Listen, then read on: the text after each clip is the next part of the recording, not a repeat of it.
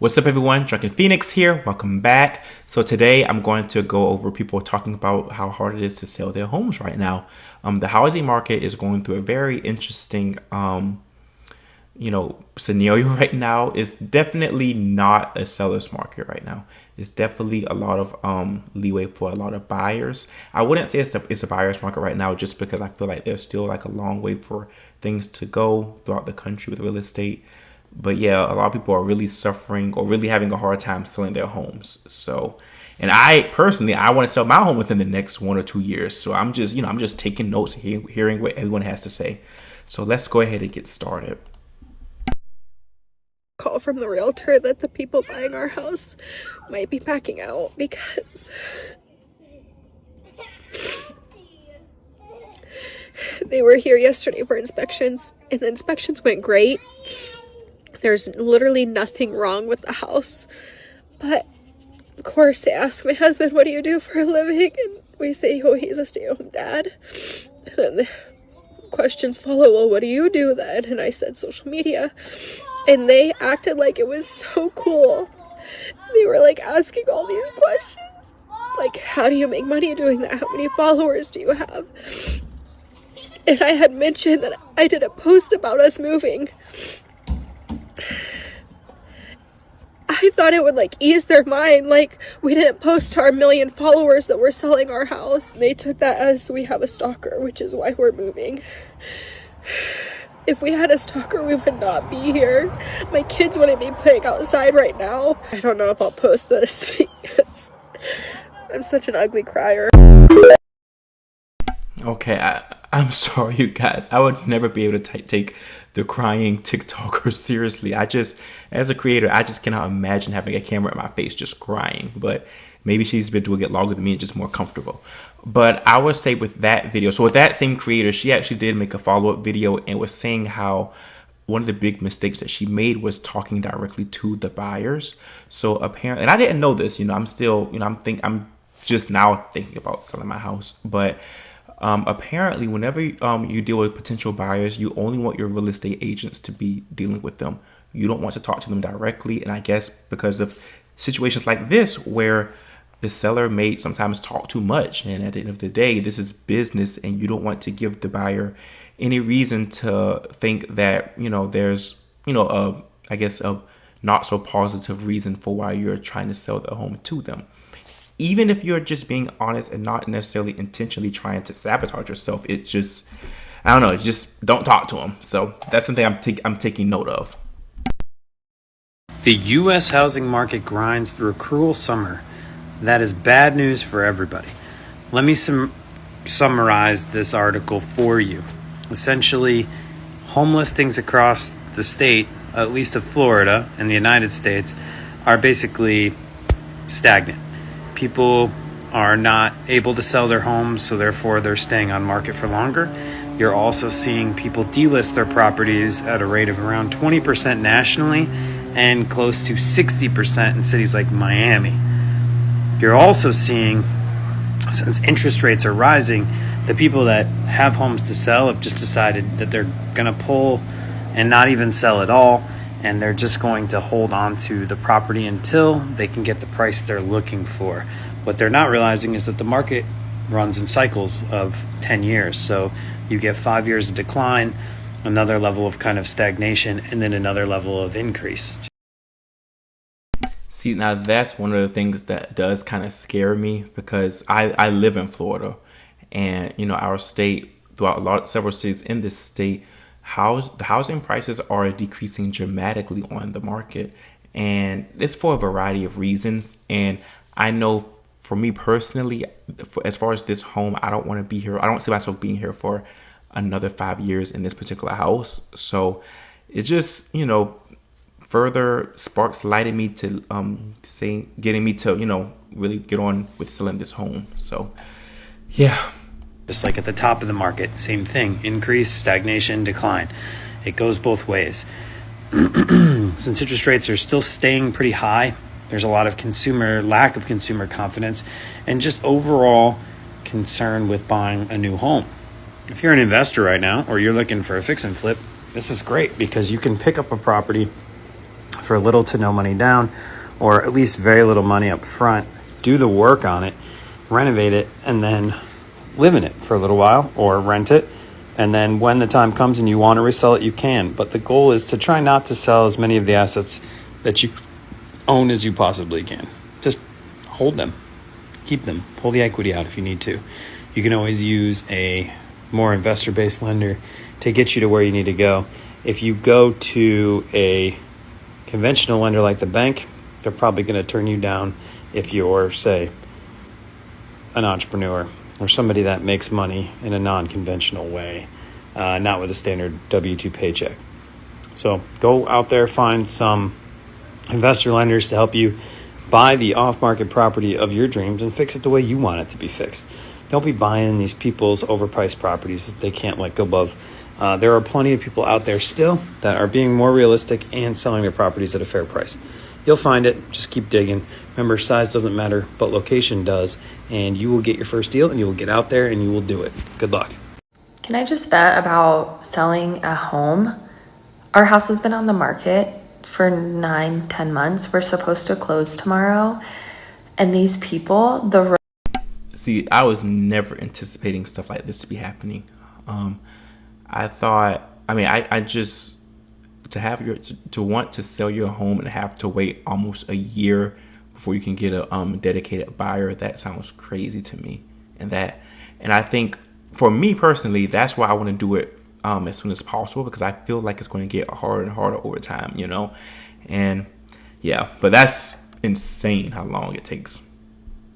request of things is like outrageous. They want a credit towards future issues. Like the stone on the outside, they want 13 grand to fix the stone if something happens. They want us to redo the cement on the side of our house that we just put in to build stairs. We just put in a golf cart path and now they want stairs, but they want us to do it and us to pay for it. Are these outrageous requests or are these normal? Help. So, update on the house. The realtor just told us, I thought that we would be, so we bought this house for $350. I thought we'd be able to sell it for $4. Sorry, I just drank some carrot juice. We put so much money into renovations into this house, thousands and thousands, tens of thousands of dollars. I thought that would be able to go towards the house, but we can only sell it for $355. So I basically lost my inheritance. My dad left me like $40,000 and I put it all into the house. And that's about how much money we're losing. So, and the blows keep coming and they won't stop coming.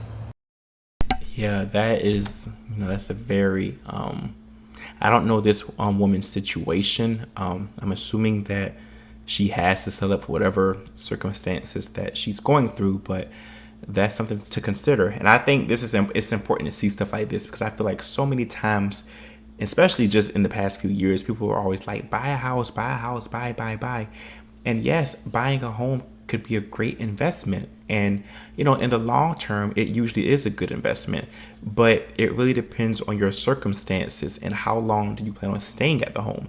Because for most people, they don't make much money from their home until like maybe 5 to 7 years after living there, maybe. But that's not guaranteed. So I think this is just good that it shows the other side of what can go wrong with, being a homeowner and how you could actually really lose money.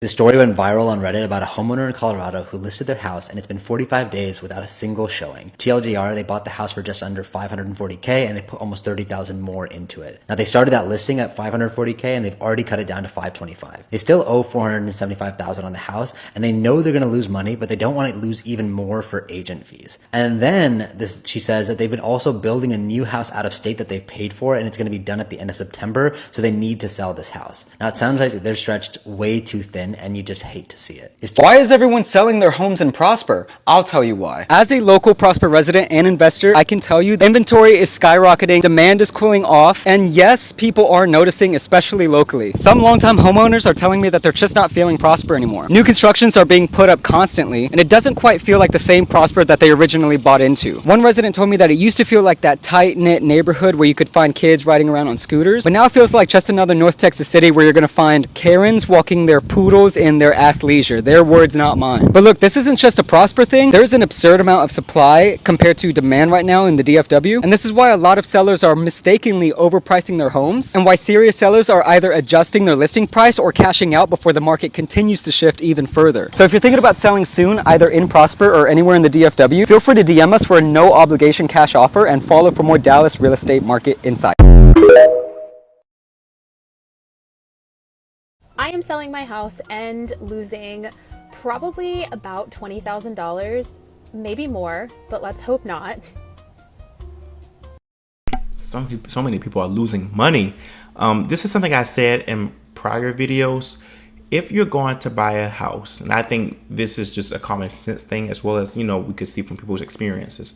I think one of the most important things to realize or to consider is, do you want to stay in that home for the long term? And when I say long term, I mean at least 5 to 10 years. So you really want to make sure that you are in love with the city that you're in, and that that you can see yourself calling the whole city, the community, home for the foreseeable future.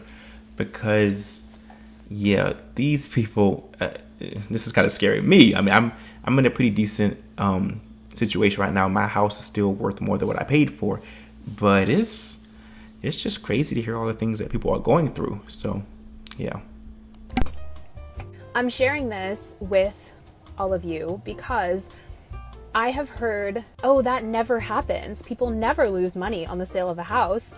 That's not true, especially if you purchased your house in 2022 or 2023 at the height of the market. I think if you're selling your house right now, dependent on what market you're in, you might be facing something similar. And I've seen a lot of people talk about that. But buying a house in 2023 or building a house like we did was what we thought was the best decision. We were paying a pretty high price for rent in the area that we lived. And it just made sense to build a house and have a mortgage that was a little bit more expensive. Home prices at the time were very inflated. There were a lot of houses that had multiple offers on them, with people competing and paying well over asking. And we were also under a bit of a time crunch for locking in a mortgage rate that was at or below 5%, because we knew that mortgage rates were going to continue to go up, and they have. We heard from every single person that it's never a bad investment to buy or build a house. And that is simply not true in the time that we're living in. So now here we are in 2025, mortgage rates are very high. Home prices have stayed the same, but not as many people are buying. And unfortunately for us, we thought worst case scenario was we would break even, and that is not realistic. If you're thinking of buying a home, I tell you this as a cautionary tale that it's not always a good investment to buy or build a house. It can be. It depends on your financial situation, the market that you live in, and also how long you plan on staying in the house. If you have any specific questions on this situation, and specifically the breakdown of why we're losing $20,000 to $30,000, I'm happy to share that. My video cut off, but I am happy to answer any specific questions that you have. Feel free to leave them in the comments and follow along for this moving journey to see if we are stuck with this house forever. All right, so that ends it. So yeah, let me know what you all think. What do you think? What do you guys foresee happening in the housing market? Do you think that homes are going to still continue to get lower? I mean, I think that is the case. I think there was a lot of inflation in the housing market, and I have, especially with a lot of the economic policy being implemented right now, I don't know what to expect. It's like I don't trust anything right now. So yeah, so let me know what you all think in the comment section below. Make sure that you like my video and subscribe to my channel, and I'll see you guys in the next video.